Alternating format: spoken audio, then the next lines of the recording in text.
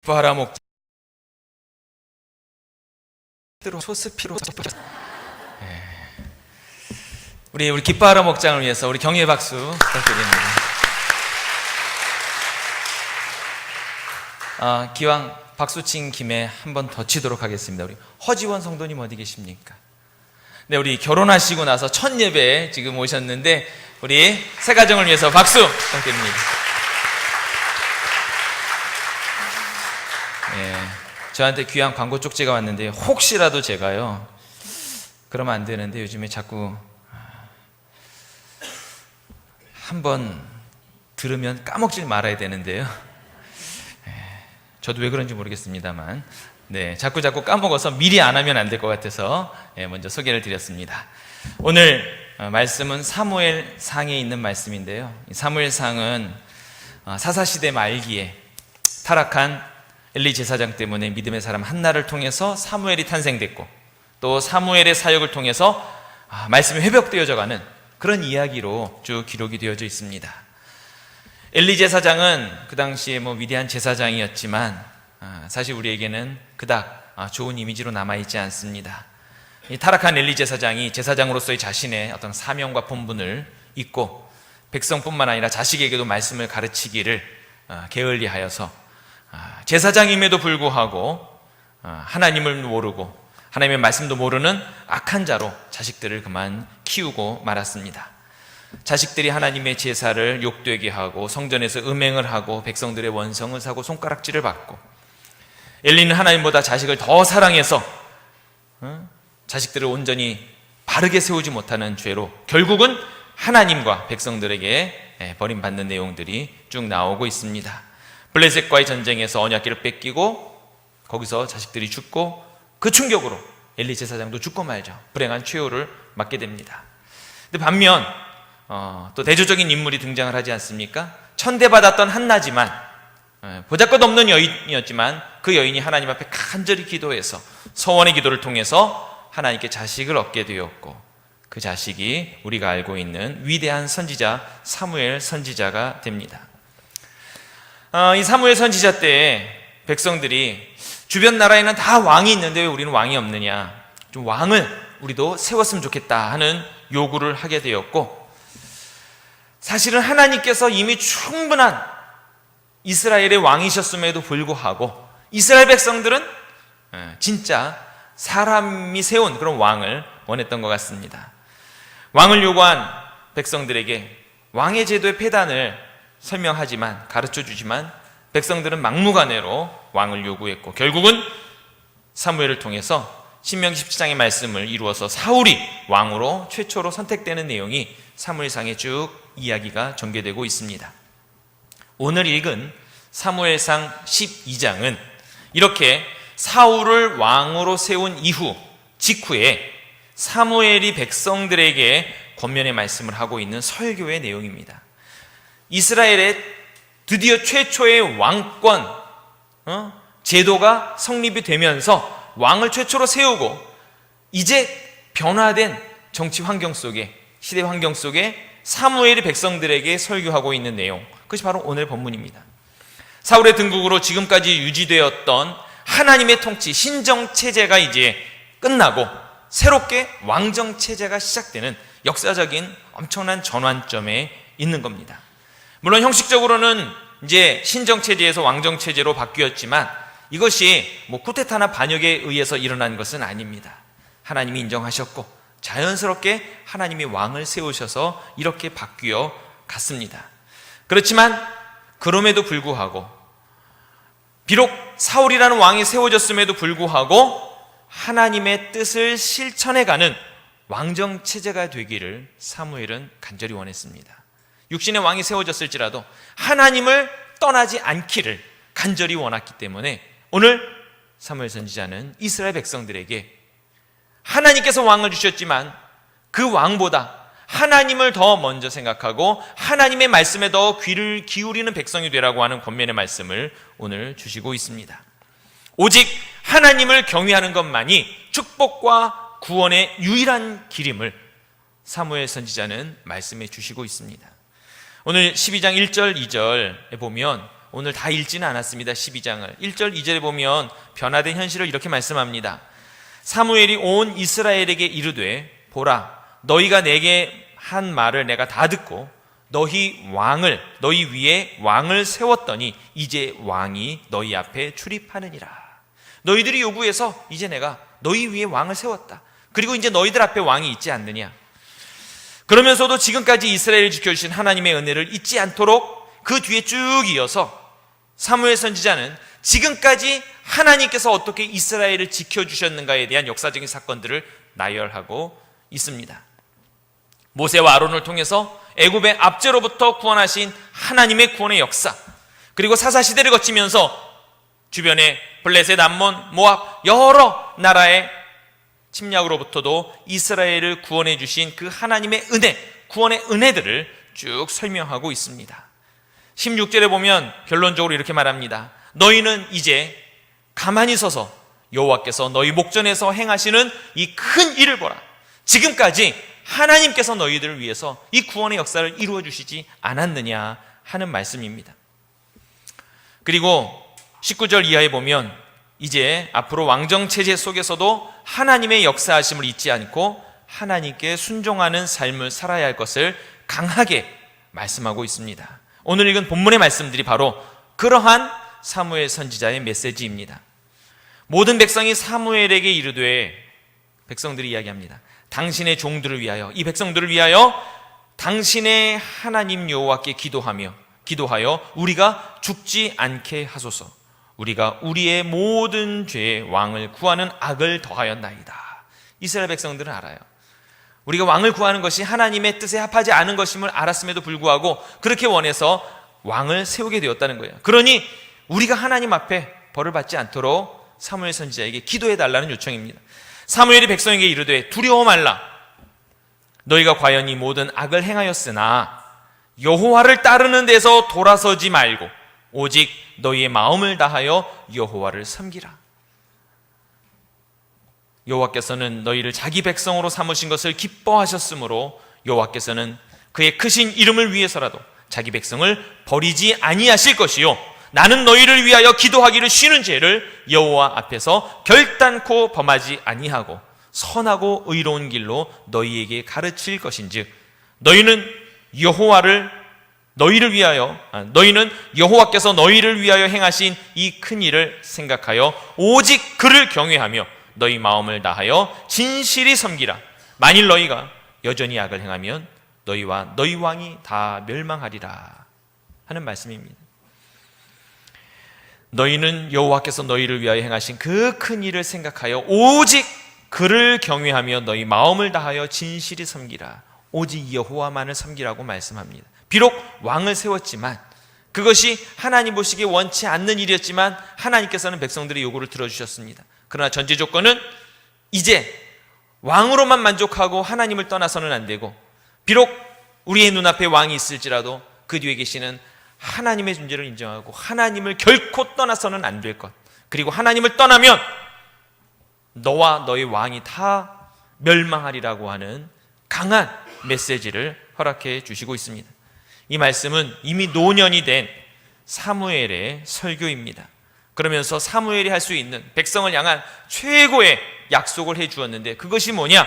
내가 이스라엘 백성을 위하여 기도하기를 쉬는 죄를 범치 않고 내가 죽는 날까지 너희를 위하여 기도하겠다고 하는 약속을 보여주시며 사무엘의 중보기도에 대한 확증을 해주고 있습니다. 하나님의 뜻에 순종하기 위해 해야 할 가장 기본적인 것이 기도임을 사무엘은 말씀해 주셨고, 그리고 사무엘은 기도하기를 쉬는 죄를 우리에게 가르쳐 주셨습니다. 여러분, 기도하지 않는 것이 죄가 아니라 기도하기를 쉬는 것이 죄라고 오늘 사무엘에게 말씀하시는 것을 보면서 너무나 큰 도전을 받습니다. 우리는 기도하지 않는 게 죄인 줄 알았는데 그게 아니라 기도하기를 쉬는 것이 죄라고 하는 것. 데살로니가전서 5장 우리가 잘 아는 말씀이죠. 16절 이하에 보면 항상 기뻐하라, 쉬지 말고 기도하라, 범사에 감사하라. 이것이 그리스도 예수 안에서 너희를 향하신 하나님의 뜻이니라.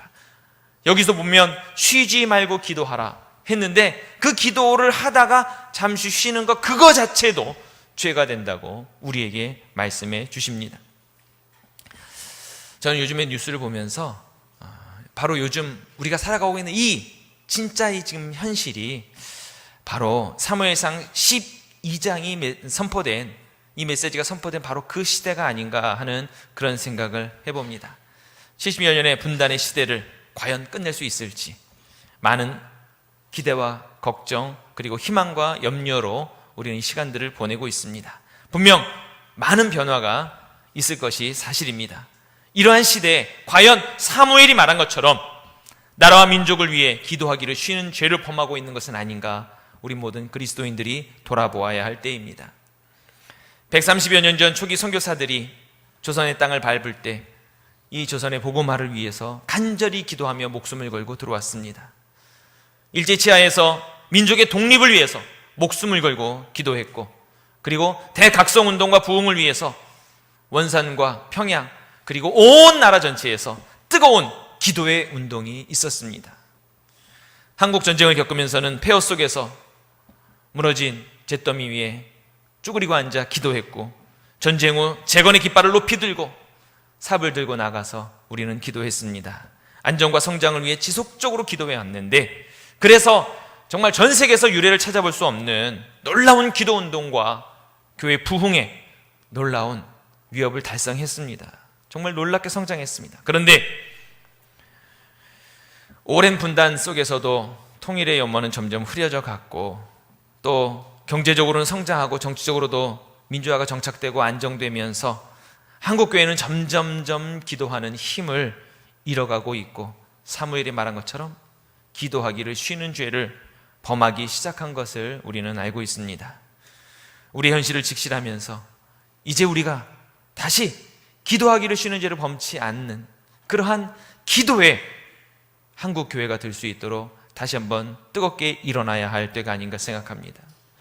교회는 부흥되고 최고의 시설을 갖췄을지 모릅니다. 각 교단들도 이제 많이 성장해서 다 체계적으로 운영을 너무 잘하고 있어요. 많은 성도들은 하나님의 은혜로 다 풍요로운 삶을 누리고 있습니다. 그럼에도 불구하고 한국교회가 기도하지 않는 이유가 과연 어디에 있을까? 왜 하나님의 놀라운 축복을 받았음에도 불구하고 오늘 우리는 기도하기를 쉬는 죄를 과연 범하고 있을까? 저는 그 중에 몇 가지 이유를 생각해 봤습니다. 첫째는 우리에게 위기의식이 사라져서 그런 것이 아닌가 생각합니다. 여러분, 보통 사람들이 가장 간절히 기도할 때가 언제입니까? 가장 간절히 기도할 때, 문제를 만났을 때, 가장 간절히 기도할 때는요, 죽을 병에 걸렸을 때예요. 병들어 고통당할 때 우리는 정말 하나님 앞에 간절히 기도합니다. 많은 사람들이 불치의 질병 앞에, 의술로도 어찌할 수 없는 그 상황 앞에, 하나님 앞에 매달려 정말 간절히 기도합니다. 믿음이 연약한 자들도 주님 앞에 무릎 꿇고 나오는 것을 많이 보게 됩니다. 그때 다시 믿음을 회복하게 되죠. 죽음의 위기에 사로잡혔기 때문입니다. 그렇기 때문에 어쩌면 우리는 많은 사람들이 말하는 것처럼 정말 위기가 하나님을 만나는 기회일지도 모릅니다. 우리의 영적인 위기의식이 있을 때 비로소 하나님을 찾게 된다고 하는 사실입니다. 근데 과연 오늘 우리가 이런 위기의식을 가지고 있는가? 세상에서 가장 위험한 질병이 뭐냐라고 이야기하면 여러 가지 질병이 나오겠지만, 저는요, 고통을 못 느끼는 게 가장 큰 질병인 것 같아요. 어떤 기사를 제가 봤습니다. 그 기사를 제가 설명하지 않고 그대로 한번 쭉 읽어볼게요. 이진우 세브란스 병원 정형외과 교수가 의대를 졸업하고 의사의 길을 걸은 지 30년이 넘었다. 그동안 인간이 갖고 있는 모든 것이 소중하다고 느끼게 되었다. 심지어 모두가 끔찍히 싫어하는 통증조차 말이다. 어느 날 당뇨병으로 10년 이상 고생하던 60대 여성 환자가 급히 세브란스 병원 응급실로 들어왔다. 도착 당시 발바닥에 심한 염증으로 화농과 함께 고약한 냄새까지 진동할 정도였다. 사흘 전 깨진 화분 조각이 신발 안에 들어온 줄 모르고 다니다 보니 그렇게 됐다고 했다. 문제는 발이 이렇게 되도록 본인은 통증조차 느끼지 못한 것이다. 환자는 발가락을 2개나 절단한 뒤 간신히 염증이 잡혀 다시 걸을 수 있게 됐다. 그러나 결국 2년 뒤에 돌아가셨다. 중간에 기사를 좀 생략했습니다. 모두가 피하고만 싶은 통증은 외상이나 병균, 대사 이상 등 우리 몸의 여러 가지 비상사태를 뇌에 전달하는 불쾌하지만 가장 확실한 감각이다. 그러기에 유명한 의학자인 미국 캘리포니아 의대의 노먼 커먼스 교수는 통증은 인체의 경보장치이다, 보호장치라고 표현했다. 간암, 췌장암 등 무서운 것은 아무런 통증 자각 증상이 없기에 조기에 발견이 어렵고 발견된 뒤에는 손쓸 수 없는 경우가 많기 때문이다. 아프고 귀찮지만 통증을 느낄 수 있다는 것은 실로 감사한 일이 아닐 수 없다. 제가 어저께요, 두통이 너무 심해서 교회로 오다가 여기 하여간 가까운 곳에 내과가 별로 없더라고요. 내과를 찾아가서 주사도 맞고 약을 먹었더니요, 한나절 지나니까 낫더라고요. 교회 올 때는 제가 여기 다른 목사님께 그랬어요. 빨리 회의만 끝나고 잠시 들어가서 쉬겠다고 그랬는데, 약을 먹고 나니까요, 이제 조금씩 통증이 사라지니까 살 것 같더라고요. 이 통증이 오면 어쨌든 아프니까 나를 지키려고 하는 그런 노력을 하게 됩니다. 약도 먹게 되고, 통증이 오면 쉬기도 하고요. 어쨌든 통증이라고 하는 것은 회복할 수 있는 계기가 되는 거예요. 근데 통증이 없으면 내가 죽어가고 있는 걸 모르는 거죠. 사실은 제가요, 삼형제입니다. 제가 삼형제 중에 제가 막내입니다. 이래봬도 막내처럼 생겼나요? 네. 근데 저희 큰 형님이 췌장암으로 돌아가셨거든요. 직장을 잘 다녔습니다. 남들이 부러워하는 좋은 직장이었습니다. 근데 잠을 자도 자꾸 피곤하대요. 그래서 너무 피곤이 자꾸 쌓이니까 좀 병원에 가서 쉬어야겠다, 이런 마음을 갖고 병원에 간 거예요. 그랬더니 병원에서 간염이라는 진단을 했어요. 물론 오진이었죠. 그래서 간염약을 먹었답니다. 1주일, 2주일 약을 먹는데 낫질 않는 거예요. 자꾸 피곤해요. 그래서 출근했다가 퇴근만 하면 쓰러져 자고, 그래서 안 되겠다 싶어서 이번에는 좀 큰 병원을 가야겠다. 그래서 서울대병원을 간 거죠. 서울대병원에 갔는데 그곳에서 췌장암이라는 진단을 받았습니다. 사실 그때까지만 해도 어쨌든 직장도 다니고 있고요, 자기 몸 건사할 수 있는 만큼 평범했습니다. 보통이에요. 단지 피로감을 많이 느꼈을 뿐인데 췌장암이라는 진단을 받고 병원에 입원하고 2달밖에 못 사셨어요. 그때 나이가 35살입니다. 몸속에 진행되고 있는 암세포의 번식을 전혀 모르고 있었던 거죠. 저는 그때 처음 알았어요, 췌장암이 무섭다는 걸. 그전에는 사실 그런 병 자체도 잘 몰랐습니다. 근데 손 쓸 수 없는 지경에 이르러서야 드디어 자각 증상이 나타난 거예요. 그것도 아픈 게 아니라 그냥 피로감으로. 조금만 일찍 더 고통을 느낄 수 있었더라면 조금 더 일찍 병원에 갔을 것이고, 그러면 어떻게 손이라도 써봤을 텐데, 심지어 수술조차도 해보지 못하고 정말 치료라는 것도 변변히 해보지 못하고 젊은 나이에 세상을 떠나셨는데, 이걸 보면서 사람이 고통을 느낄 수 있다는 것이 얼마나 큰 축복인가 하는 것을 생각하게 되었습니다. 여러분, 손톱 밑에 조그만 티 하나만 들어와도 얼마나 아파요. 그렇지 않습니까? 발바닥에 티눈 하나만 생겨도 정말 걷기가 불편해서요, 어떻게 해서든지 제거하고 나서야 길을 나섭니다.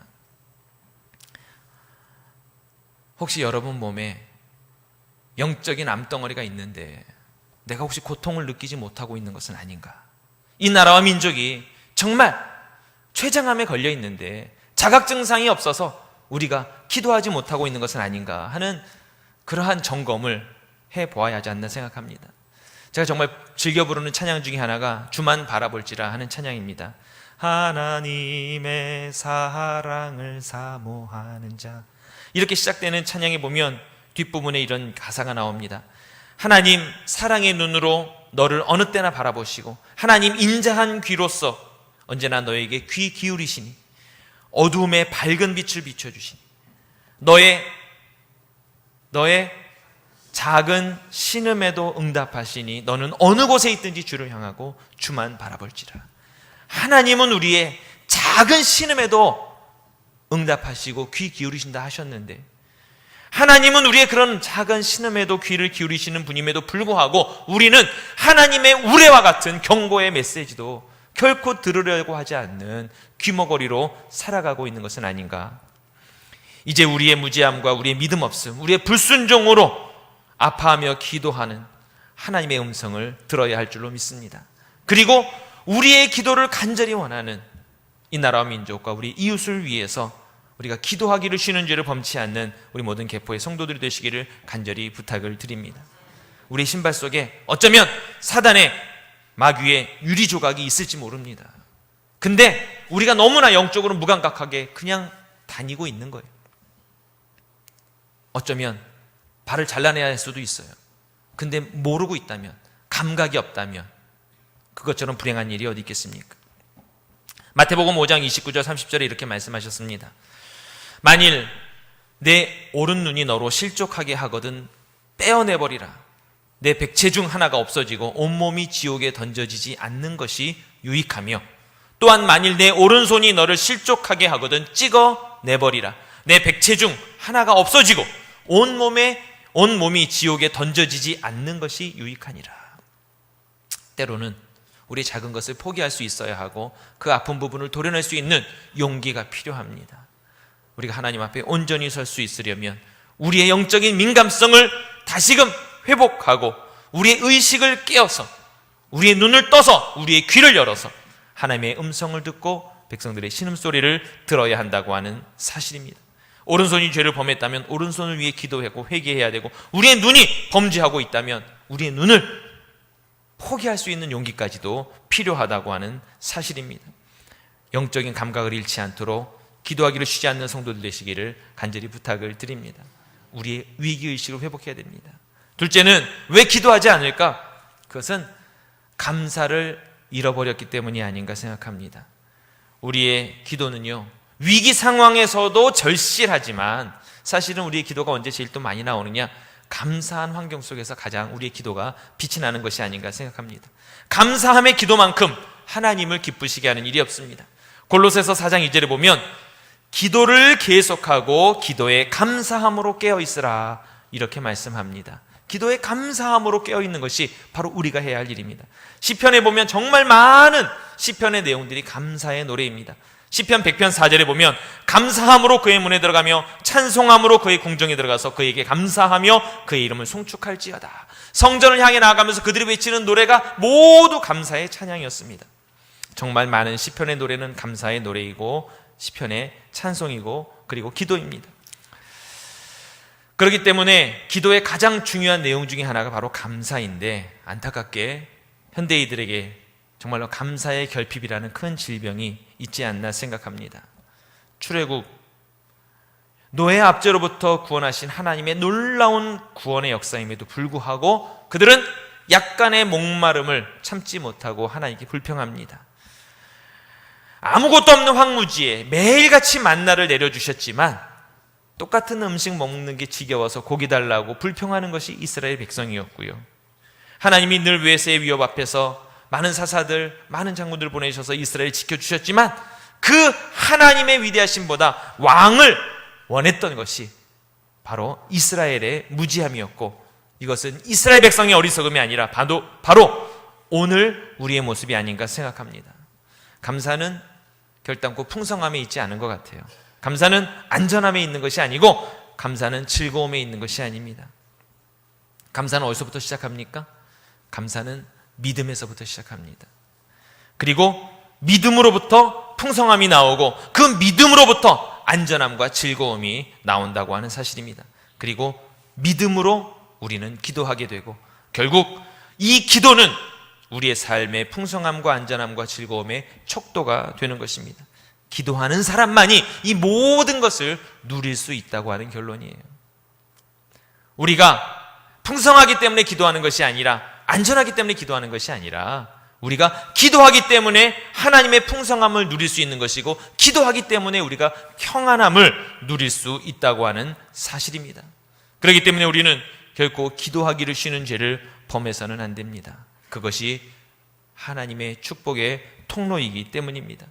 감사함을 잃어버리는 어리석은 성도, 그 성도는 기도하지 않는 성도고 그 성도는 하나님의 축복을 잃어버린 어리석은 성도가 되기 때문입니다. 오늘 특별히 사무엘의 기도를 통해서 오늘 우리의 기도 제목을 다시 한번 확인할 수 있기를 바랍니다. 신정체제에서 왕정체제로 넘어가는 이스라엘 백성을 보면서 기도하기를 쉬지 않고 나라를 위해 기도하기 원했던 사무엘처럼 오늘 우리도 정말 이 변혁의 시대에 이 나라와 민족을 위해서 기도하기를 쉬는 죄를 범치 않는 여러분이 될 수 있기를 간절히 부탁을 드립니다. 하나님이 축복하사 외세 압력에서도 전쟁에서도 믿음으로 이겨냈던 우리 민족 아닙니까?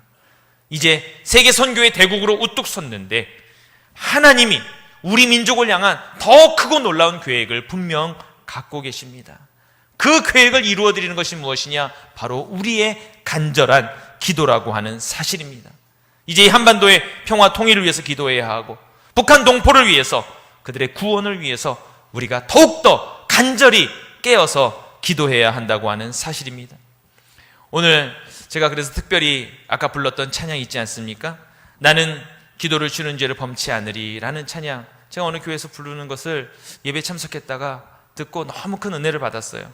나는 기도를 쉬는 죄를 범치 않으리, 이 나라를 사랑하기에 순교자들이 피로 값주고 산 나라 어둠에게 내어주지 않으리. 나의 기도가 이 나라 살릴 수 있다면 나는 결코 이 기도를 쉬는 죄를 범치 않으리. 우리 기도로 이 나라 회복할 수 있다네. 피로 멍든 낙타무릎, 간절한 눈물의 기도.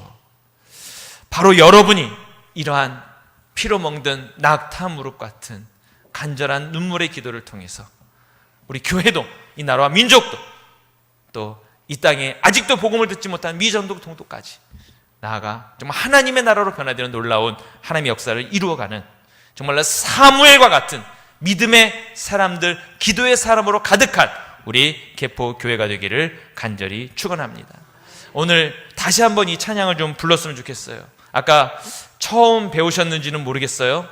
여러분이 잘 아시는 찬양일지도 모르고 함께 이 찬양을 부르시는데, 오늘 이 찬양이 여러분 입술로 그냥 드리는 멜로디가 아니라 여러분 속에서 울려나오는 정말 진실된 간절한 낙타무릎 같은 기도로 오늘 이 찬양 함께 올려드렸으면 좋겠습니다. 다시 한번 찬양하겠습니다.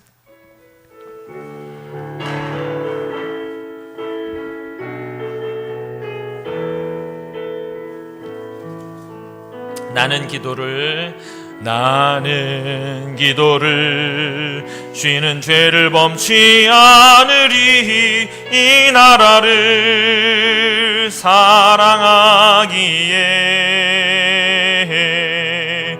순교자들의 피로 값주고 산 나라 어둠에게 내어주지 않으리. 다시 처음부터 나는 기도를 쉬는 죄를 범치 않으리. 이 나라를 사랑하기에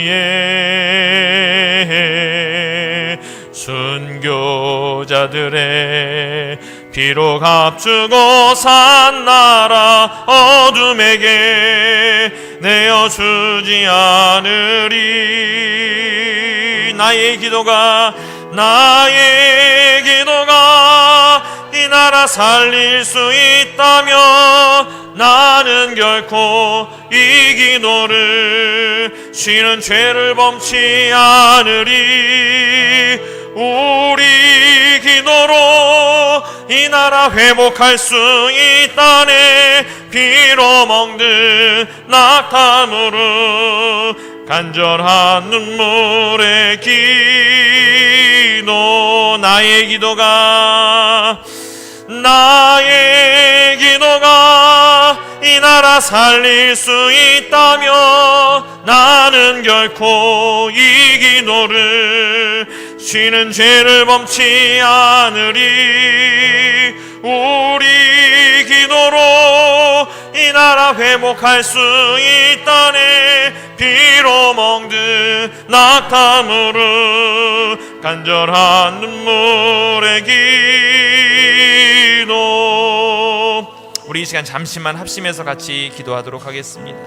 오늘 이 말씀처럼 사무엘의 간절한 마음을 갖게 하여 주옵소서. 나에게도 기도를 쉬지 않는 믿음을 갖게 하시고 결단코 기도하기를 쉬는 죄를 범치 아니하는 믿음의 사람 되게 하여 주옵소서.